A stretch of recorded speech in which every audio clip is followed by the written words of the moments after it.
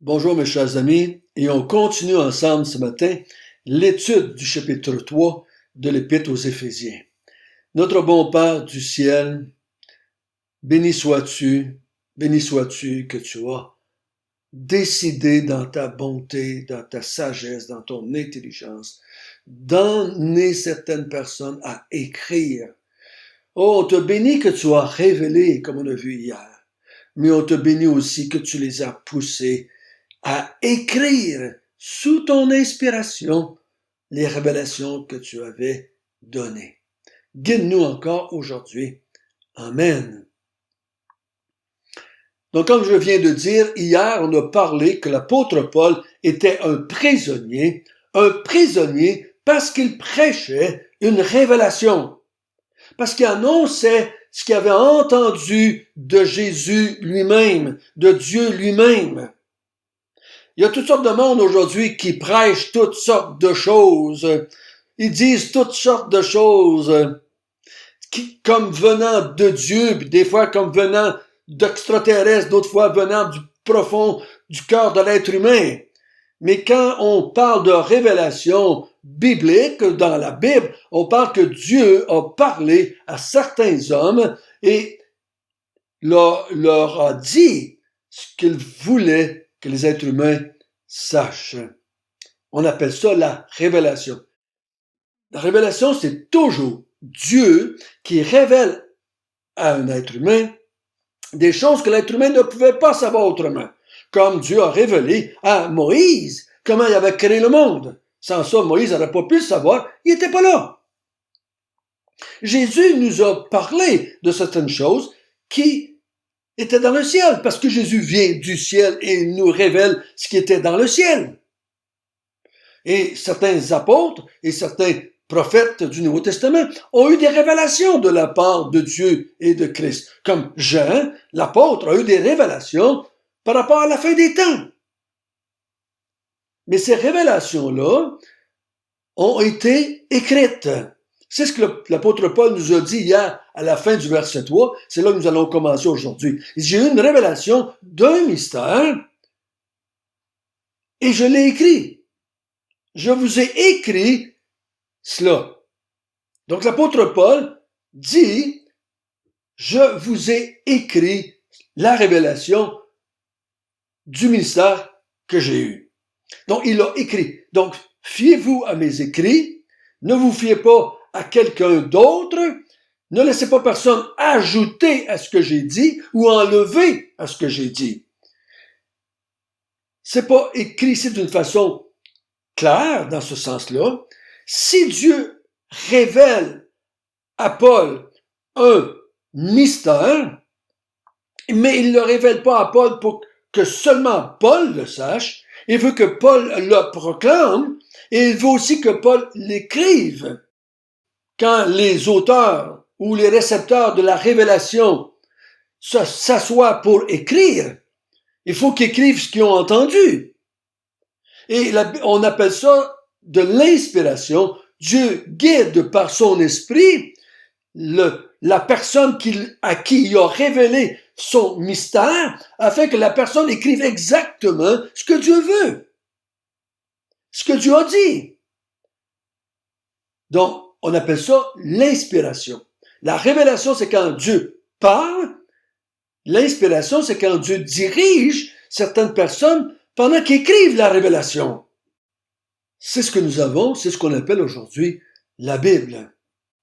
La Bible, c'est un rassemblement d'écrits inspirés ou dirigés par Dieu afin que certaines personnes écrivent les choses que Dieu veut que l'Église sache. Pensez-y bien, mes frères et sœurs. La Bible, ça n'a pas été écrit pour que les inconvertis la lisent. Quand ils s'assoient pour la lire, la plupart du temps, ils la rejettent. La plupart du temps. Quand j'ai donné des Bibles, du Nouveau Testament à des inconvertis, ça s'est finalement, se sont retrouvés dans des poubelles, dans des tiroirs, dans des valises, dans des greniers. Ils ont essayé de le lire, ils l'ont lu un petit peu. Bon, ils l'ont lu une fois complètement, ils ont mis ça de côté, c'était terminé. Je me souviendrai d'un homme à un moment donné qui m'avait demandé, pour avoir le Nouveau Testament. Et j'ai donné le Nouveau Testament, il partait en voyage. Et quand il est venu de son voyage, j'ai demandé s'il avait lu. Il dit oui, je l'ai lu. Mais il dit si je déciderais de changer, je me tournerais vers le bouddhiste. J'aime mieux ça. Voyez-vous ça? La Bible, ça a été écrit au peuple de Dieu. Afin que le peuple de Dieu apprenne ce que Dieu veut qu'on sache, nous, le peuple de Dieu. Et nous, on peut le partager. Nous, on peut le partager aux inconvertis ou à ceux qui n'ont pas entendu encore parler de la révélation. Notre travail, c'est pas de donner des Bibles aux gens, c'est de nous prêcher aux gens la parole de Dieu. Donc, l'apôtre Paul, il dit, la révélation que j'ai eue du mystère, je vous l'ai écrit. Maintenant, on va essayer de voir la suite de cela au verset 4. En les lisant les choses que je vous ai écrites, vous pouvez vous représenter l'intelligence que j'ai du mystère de Christ.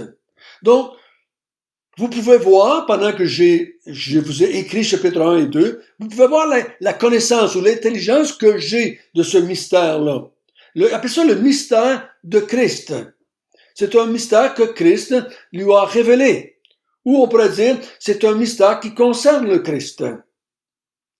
Donc, il y a des choses qu'on ne savait pas en ce qui concerne le Messie, en ce qui concerne le Christ, Jésus, et je vous en ai parlé. Je vous l'ai écrit. Parce que la révélation du chapitre 1 que Paul nous parle, c'est que Dieu a décidé d'unir au Christ. Christ n'est pas venu en un message pour des choses qu'on doit faire ou ne pas faire. Christ est venu parce que il accomplit le plan de Dieu, puis il nous unit à lui. Donc le Christ vient pas nous dire quoi faire, il vient accomplir le plan de Dieu et nous, par la foi, on s'unit à ce qu'il a accompli.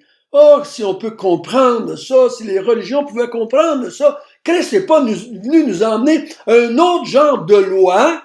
Moïse avait emmené 10 commandements, Jésus n'est pas venu nous emmener 10 nouveaux commandements, ou il n'est pas venu nous répéter les 10 mêmes commandements, ou 7 nouveaux commandements, ou 1000 nouveaux commandements.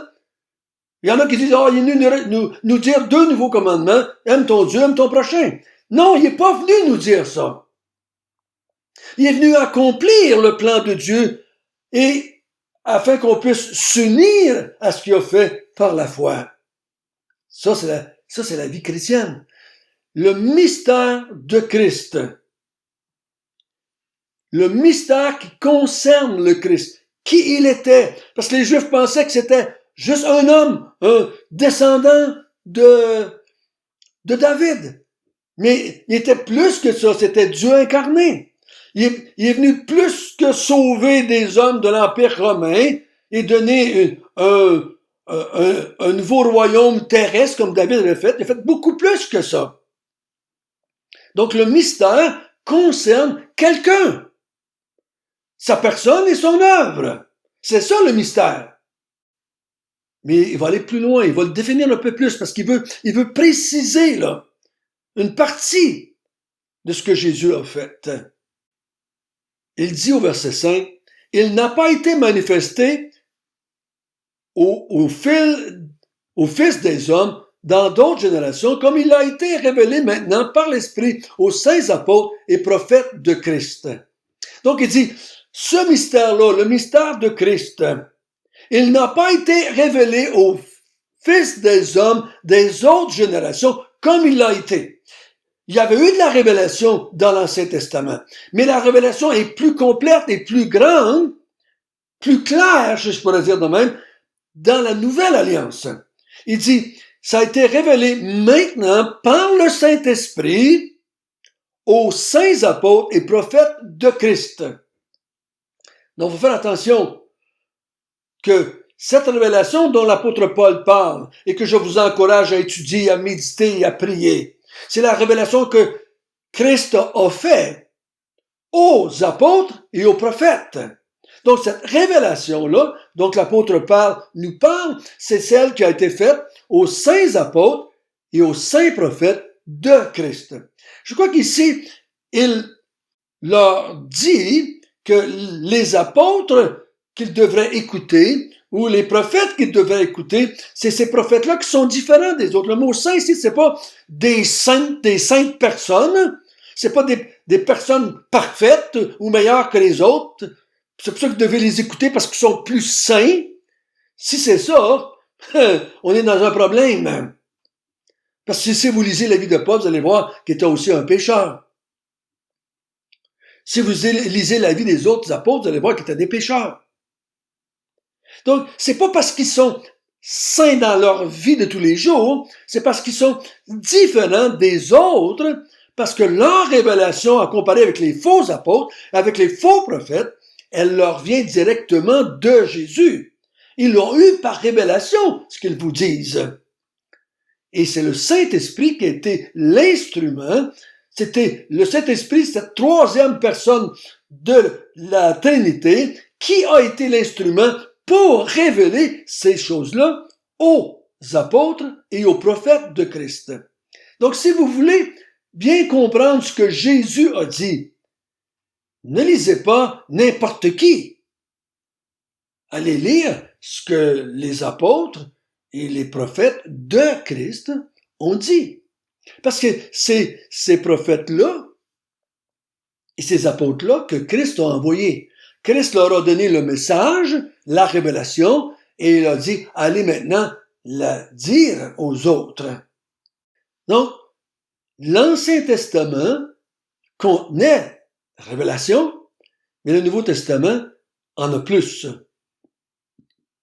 C'est une continuité à la première révélation, si je peux dire ça comme cela. Donc, il faut bien faire attention que les apôtres que nous suivons et les prophètes dont nous suivons, ce sont ceux de la Nouvelle Alliance. Ce sont ceux que Jésus-Christ lui-même a envoyés. Je suis tellement impressionné de voir comment certaines personnes qui se disent chrétiennes sont prêtes à suivre n'importe quel prophète nouveau. Le jour, j'ai vu une gang de chrétiens réunis, j'ai vu ça sur Facebook, réunis pour aller à une journée de prophétie. On est allé écouter encore des prophètes qui avaient d'autres choses à dire. Moi, je vous encourage, quand vous allez avoir fini d'étudier et de méditer et de prier et de proclamer les apôtres de Christ et les prophètes de Christ qu'on a dans les Écritures, on en a amplement. C'est suffisant. On en a assez pour proclamer la vérité. Et là, au verset 6, il va préciser de ce qu'il veut nous dire. Ce mystère de Christ, ok? Ce mystère, c'est que les païens sont co-héritiers, forment un même corps et participent à la même promesse de Jésus-Christ par l'Évangile, dont j'ai été fait ministre selon le don de la grâce qui m'a été accordé par l'efficacité de sa puissance.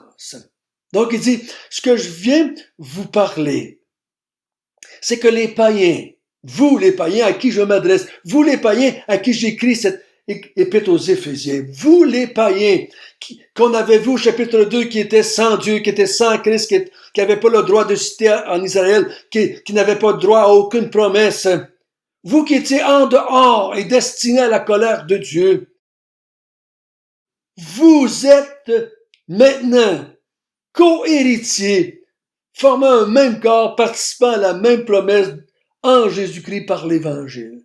Oh, quelle grande bénédiction! Pour nous, c'est difficile à voir cette grande vérité, nous qui sommes des païens. Mais les Juifs, quand ils entendaient cela, quand ils entendaient Paul prêcher que les païens étaient des co-héritiers. Co-héritiers avec qui? Parce que quand je dis co-héritier, c'est qu'il y a un autre héritier. Et c'est les Juifs dans le contexte. C'est ça que nous avons parlé au chapitre 2.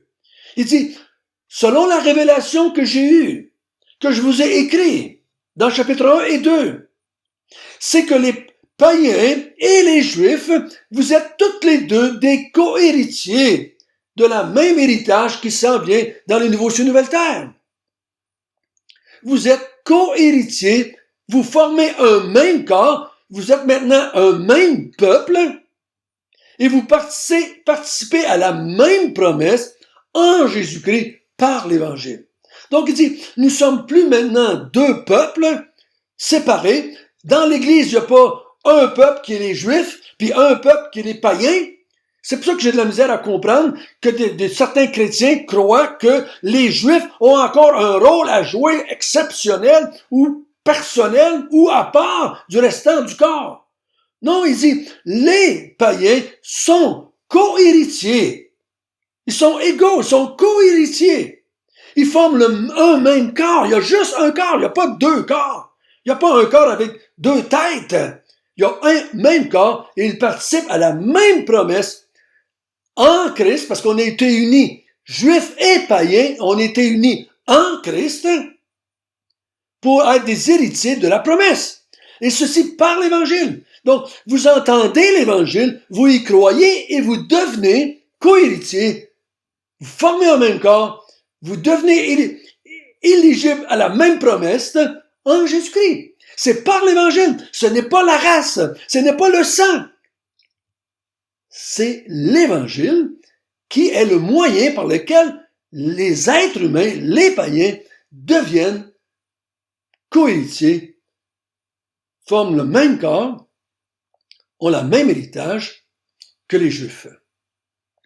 C'était difficile pour les Juifs d'accepter cette grande vérité-là. Oh, que ça a été difficile. Tous les actes des apôtres des premiers 30-40 ans de la vie de l'Église, c'est ce qu'on voit. Et vous lisez les épîtres qui ont été écrites pendant les 30-40 ans après la mort de Jésus, et on voit encore le conflit entre les païens et les Juifs. Dans l'Église, ça continue cette friction-là. Et encore aujourd'hui, ce que j'entends, c'est encore là. On a encore de la misère à accepter cela parmi les païens et parmi les Juifs. Le grand mystère dont je vous parle, c'est que les païens, en Jésus-Christ, quand Christ est mort, il est mort pour racheter, pour purifier, pour sauver, pour élever, pour amener à la vie les païens et les Juifs. De la même façon, de la même manière, pour la même espérance, pour le même héritage. Oh, quelle grande vérité pour nous, les païens! On ne peut pas être reconnaissant assez de cela. L'apôtre Paul dit au verset 7, « J'ai été fait ministre ou j'ai été fait serviteur selon le don de la grâce. J'ai reçu une grâce, j'ai reçu un privilège. J'ai pas mérité, j'ai pas gagné, j'ai pas performé pour avoir ce droit-là. Ça m'a été accordé, ça m'a été donné par grâce, par l'efficacité de sa puissance. C'est Dieu qui a décidé par l'Esprit Saint, dans sa volonté, de me révéler, de m'inspirer quand j'écris, de me donner la force de proclamer. Tout ce que Paul faisait, il le faisait par la puissance de Dieu. C'est pour ça que quand j'entends les chrétiens se lamenter et de dire qu'ils sont pas capables, qu'ils arrivent pas, je me dis, mais sur qui tu te reposes? Comment peux-tu dire que tu n'es pas équipé, que tu n'es pas capable, que tu n'y arrives pas, quand c'est la puissance de Dieu qui a équipé Paul et qui équipe tous ses enfants? Vous avez reçu le même Saint-Esprit que Paul. Oh, vous n'avez pas les mêmes révélations. Vous n'avez pas reçu l'inspiration, mais le même Esprit habite en vous. Vous êtes devenus, je suis devenu co-héritier des promesses. Je forme un corps et Christ est ma tête. Nous avons la puissance de Dieu en nous afin d'agir et d'accomplir ce que Dieu a préparé pour nous. Ces œuvres dont on a parlé au chapitre 2, que Dieu a préparées d'avance pour nous, afin que nous les pratiquions. Nous les pratiquons par la puissance de Dieu. Et non pas par la chair. Notre bon Père céleste, oh merci, merci, merci que tu nous as fait la grâce de nous recevoir en tant que païens. Tu nous as reçus par la foi en Christ dans ta vie. Nous sommes maintenant tes héritiers, nous sommes maintenant ton corps, nous sommes maintenant ton peuple, nous sommes maintenant tes serviteurs. Glorifie-toi en nous et par nous. Amen.